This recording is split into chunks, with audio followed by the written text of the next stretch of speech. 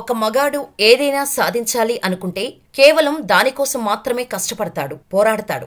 అదే ఒక ఆడది ఏదైనా సాధించాలి అనుకుంటే కేవలం దానికోసం మాత్రమే కాకుండా ఈ సమాజాన్ని కూడా ఎదుర్కోవాలి. ఇంట్లో తల్లిదండ్రులను ఎదిరించాలి. పెళ్లి చేసుకుంటే భర్తని, అత్తమామల్ని ఒప్పించాలి. ఒక ఆడది విజయం సాధించింది అంటే కేవలం కృషి వల్ల మాత్రమే కాదు.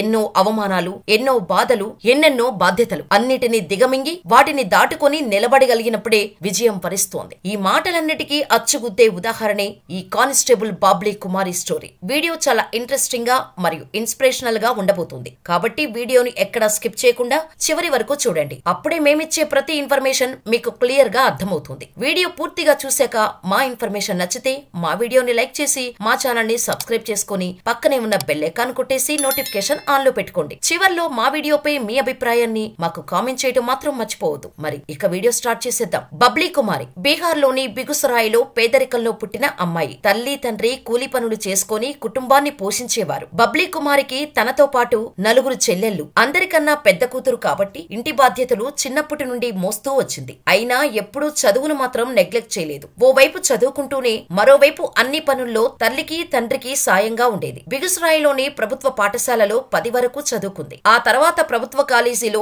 ఇంటర్మీడియట్ కూడా మంచి మార్కులతో పాస్ అయింది. ఇక పేదరికం. తన తరువాత నలుగురు చెల్లెళ్లు. తల్లి తండ్రి బాధ్యత. బబ్లీకి 2013లో చిన్న వయసులోనే పెళ్లి చేసేశారు. చిన్నప్పటి నుండి అన్ని కష్టాలు అనుభవించిన బబ్లీకి ఏదైనా సాధించాలి, నలుగురిలో గౌరవంగా ఉండాలి అనే ఆలోచన ఉండేది. దాంతో పెళ్లై అత్తారింటికి వెళ్లిన బబ్లీ ఇంటి పనులు చేసుకుంటూ ఖాళీగా ఉండకుండా ఉద్యోగం సంపాదించడానికి ఎన్నో ప్రయత్నాలు చేసింది. భర్తతో పాటు అత్తమామలు కూడా ఎంతో సపోర్టు చేయడంతో ఇంటి పనులు చేసుకుంటూనే సమయం దొరికినప్పుడల్లా చదువుకునేది. అలా భర్త అత్తమామల ప్రోత్సాహంతో 2015లో అంటే పెళ్లి చేసుకున్న 2 సంవత్సరాల లోపు బబ్లీ కుమారి కానిస్టేబుల్ గా ఉద్యోగం సాధించింది. అయితే కానిస్టేబుల్ గా ఉద్యోగమైతే సంపాదించింది కానీ అనుకున్నంత సంతోషం లేదు. పోలీస్ స్టేషన్ లో కానిస్టేబుల్స్ పరిస్థితి ఎలా ఉంటుందో ప్రత్యేకంగా చెప్పనక్కర్లేదు. పై అధికారులు మంచోళ్ళు అయితే డ్యూటీ బాగుంటుంది. అదే కొంచెం తేడా అయితే కానిస్టేబుల్స్ కాస్త స్టేషన్ పని మనుషుల్లా, ఆఫీస్ బాయ్ లా వేషం మారుతారు. కానీ డ్యూటీ మాత్రం మారిపోయింది. అచ్చం అలాంటి పరిస్థితిని ఎదుర్కొంది బాబ్లీ కూడా. కానిస్టేబుల్ గా మొదట బుక్సరాయ్ పోస్టింగ్ వచ్చింది. ఉన్న వాళ్ళంతా సీనియర్లు కావడం చేత బాబ్లీకి గౌరవం, మర్యాద దొరికేది కాదు. టీలు, టిఫిన్లు తీసుకురమ్మనేవారు. కానిస్టేబుల్ గా తాను చేసిన డ్యూటీ కన్నా సీనియర్ల పర్సనల్ పనులు చేసిందే ఎక్కువ. దాంతో బబ్లీలో కసి ఇంకా పెరిగింది. కానిస్టేబుల్ గా ఉద్యోగం వచ్చింది. నెలకు కొంత జీతం వస్తుంది అని అక్కడే ఆగిపోకుండా ఎలాగైనా ఇంకా ఏదైనా సాధించాలి అనుకుని కానిస్టేబుల్ గా పనిచేస్తూనే చదువుకోవటం ప్రారంభించింది. డిగ్రీ పూర్తి చేసింది. అప్పటికి బబ్లీకి ఒక కూతురు కూడా జన్మించింది. ఇక డిగ్రీ పూర్తయ్యాక ఎలాగైనా పెద్ద హోదా ఉన్న ఉద్యోగం సంపాదించాలి అని బీహార్ పబ్లిక్ సర్వీసెస్ కమిషన్ BPSCకి ప్రిపేర్ అయింది. అప్పుడు కూడా భర్త, తన కుటుంబం ఆమెను ప్రోత్సహిస్తూనే ఉన్నారు తప్ప నీకెందుకు ఇంకా పెద్ద ఆశలు, ఉన్నది చేసుకోక అని ఏ రోజు ఆపలేదు. అదే ఈ రోజు ఆమె స్టోరీ మీకు చెప్పటానికి, ఆమె సక్సెస్ కు కారణమైంది. ఇంకా ఆమె భర్త మాత్రం బబ్లీ ప్రిపేర్ అవ్వటానికి కొన్ని రోజులు డ్యూటీకి సెలవు పెట్టి మరీ బీహార్ వెళ్ళింది. ఆ టైంలో బబ్లీ భర్తే ఇంటిని, పిల్లలను చూసుకుంటూ వచ్చారు. భర్త అంతలా సపోర్ట్ చేయడం వల్లే బబ్లీ కూడా తన గమ్యంపై ధ్యాస పెట్టింది. అలా ఎన్నో సవాళ్లను ఎదుర్కొంటూ